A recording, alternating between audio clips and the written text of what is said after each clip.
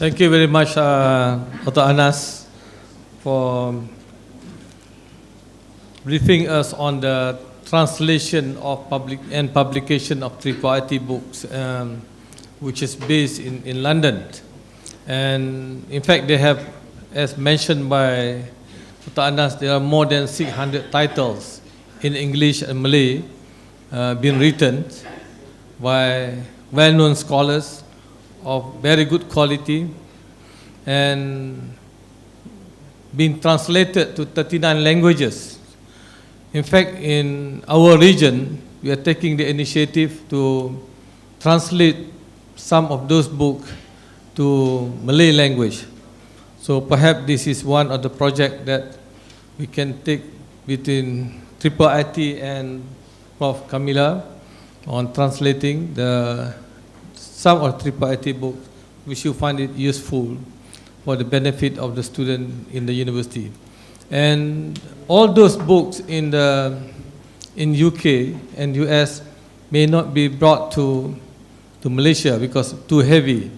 Because this one, Dr. Anas took the initiative to carry a few copies, and they give it to Prof. Kamila to be for the benefit of students in University Malaya. But in the future, we hope that the book will be sent on the soft copy. We can either reprint it here, can distribute in all the universities in Malaysia, including University Malaya, and there are some other universities are also representing in this conference. We hope we can benefit on that.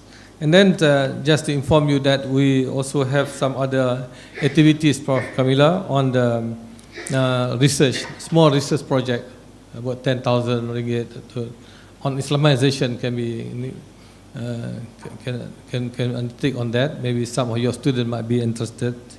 And also the translation, research, and in IUM we are writing the teaching materials. We don't call it a textbook, we are teaching materials for the student. Because instead of we compile the note, we make it a teaching material for the student. And many other projects, inshallah, we will come back to you, Professor Kamila, and maybe we can sign MOU, and some of your students may get the scholarship from Tripartite, where our boss is here, Dr. Ahmad Tonji, and to give some international students who are studying in University Malaya. But we have a very short time here. I don't want to take much time. Maybe we have about 5 minutes, 10 minutes. We give 2 or 3 questions, because this is an important topic that has been discussed on AEMS and so on. Okay, we have one from Pak Habib from Indonesia, one from Bangladesh, and also Bangladesh also have a lot of publication. Professor Manzur Alam has a lot of publication in India and many others. And okay, we give Pak Habib first. You can come here. Assalamualaikum warahmatullahi wabarakatuh. Thank you, Datuk Jamil. And I would like to thank also to Datuk Jamil and Professor Fauzan for the invitation, which allowed me to come to University of Malaya again and again. My first visit to University of Malaya was in 1977 on my way back from Hong Kong for a conference. I would like to express my sincerest gratitude to Professor Hisham Talib, Dr. Alwani, and also to Professor Anar Ali Sheikh for the comprehensive and enlightening presentations. I have 3 observations. First, with regard to the integration of knowledge. First, on the issue of the impact of integration of knowledge, the academic impact, societal and behavioral impact of this integration of knowledge. I have a good chance to work very closely with Professor Osman Bakar and Professor Umar Kasuli since 2008 to 2012. We organized several seminars, workshops, and also discussion on the different topics in Jakarta, Bandung, Yogyakarta, Sumatra, and even in Makassar, Professor Usman. And I saw that the great impact in the academic level from the different contexts. First, the personalities of the researchers or lecturers, and second, the impact to the the faculty levels and university levels.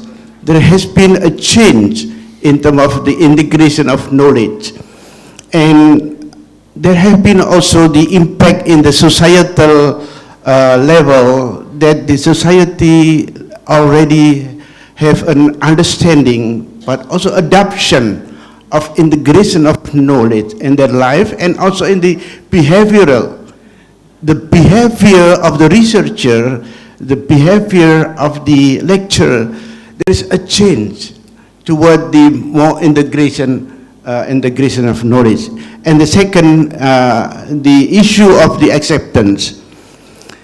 The integration of knowledge has been accepted, well accepted by the universities, but also by the association of the faculties, association of the Association of Medical Doctors, Association of the Islamic Psychologists, Association of the Islamic Economics. And last month, Professor Dato Usman Jamil was with me. We signed MOU, and 2 months ago with the Professor Torra Hassan and also Professor Fauzan Nurdin, we signed also MOU with 2 universities in Bengkulu in Sumatra.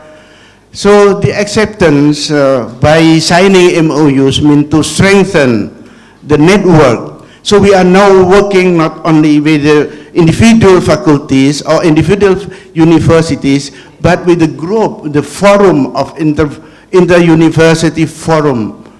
So it's more effective. And the last, the issue of the contextualization and contemporarization. Since last year, I think I was with Dato Usman, in almost all of the conference, they have the subtitle in the context of the the Industrial Revolution 4.0.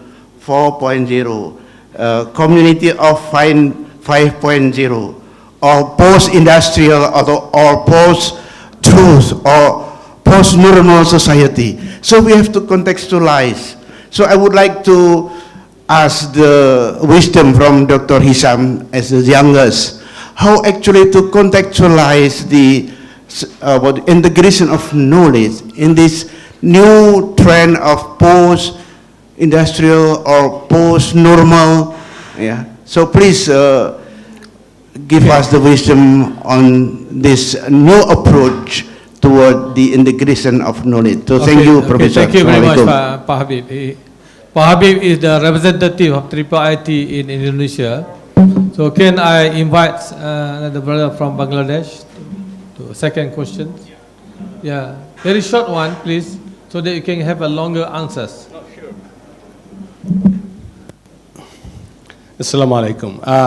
It's my great opportunity to learn from such a learned audience and in the podiums.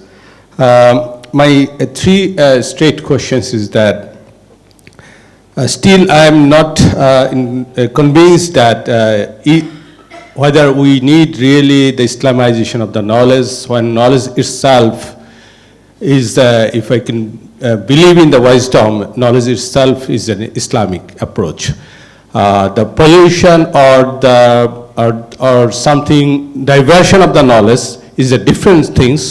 So whether we should be proactive or the reactive, that matters. So that's my first question, is that whether we really need to just use that terminology, Islamization of knowledge, or not. And history reveals that while believers engaged in both scientific and ethics or moral-related research, only then it would be possible for optimal presence of both perspective in the knowledge. So, what would be the potential role of the Muslim world, especially at the state and society level, to just bring that perspective again? And second question is that I believe that you are really aware of that the next generation scholars should be in the Islamic research, and they will come up with that. But what's the real plan of the IIT to bring them into the front so that in the coming days you have a good successor in the knowledge world? And finally, my question is, it is my understanding is that if you can see the global corruption report, I work for the Transparency International for last more than 13 years, and also I am engaged in the local level research think tank in Bangladesh. My perspective is that we don't have a problem of the knowledge, but problem how could this knowledge could be translated in the practices, especially whenever it comes to the behavior perspective. If you can compare to the personal level, the behavior and the practice level, we are really, Muslim majority countries are really far behind in the Western some society. So I would require that IIIT could more focus on the research issue across the society, across the countries. What are the really predicaments or the challenges to ensure the transfer the knowledge into the practices? Thank you very much. Thank you very much. So, I give one more question to our Dr. Nazri. Dr. Nazri, you want to ask question? I thought you raised your hand. So in that case, we close. So may I request Dr. Hisham first to respond? No, he will answer after this. He got more time, inshallah. If you don't have answers, then you want.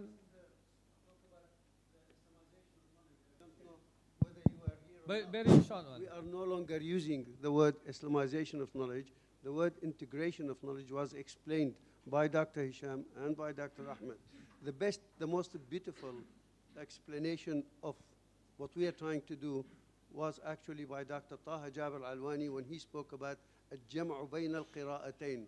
That is reading the real existential and reading the revelation, or combining the revelation, the reading of the revelation with the real existential, or what we call it man's experience on earth.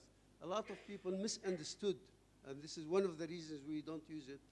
A lot of people misunderstood Islamization of knowledge to mean that you take a couple of ayat and a couple of hadith and take an economy book and spring them around, and that would be Islamized. And this is one of the problems. So a lot of people who actually promoted the Islamization of knowledge misunderstood the Islamization of knowledge, and those who opposed it also misunderstood it. Thank you.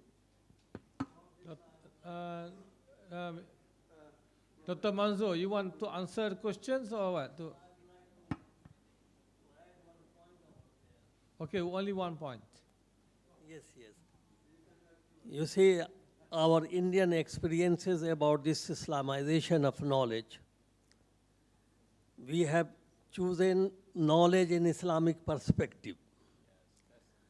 And that we did not get any kind of trouble, though India is having a lot of problems about the Islam and Muslims. With this word, we did not get any kind of problems, including those who were the extremists from the Hindus.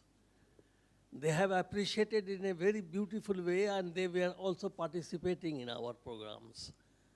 So this is one of the, from the very beginning, we have started from 1986 onward.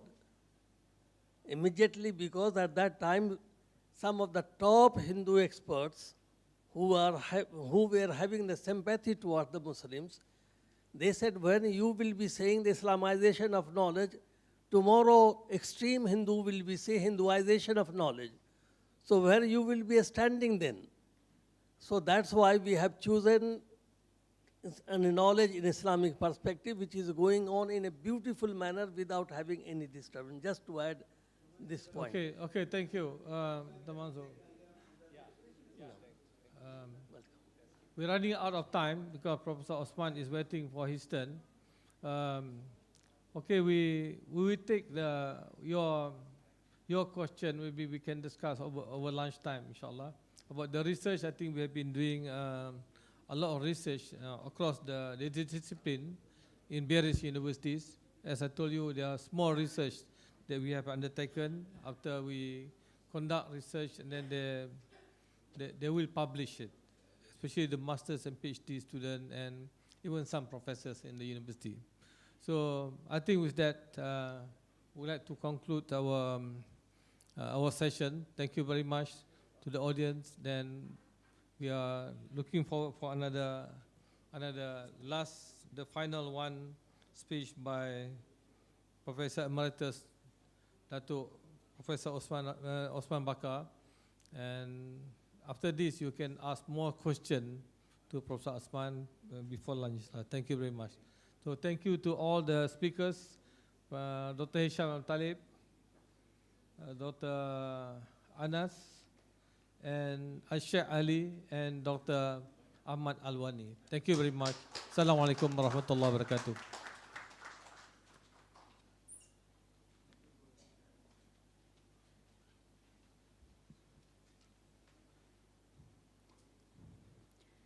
Thank you, Datuk Jamil, for moderating the session. Thank you also to the panelists for sharing their knowledge, thought, and plans.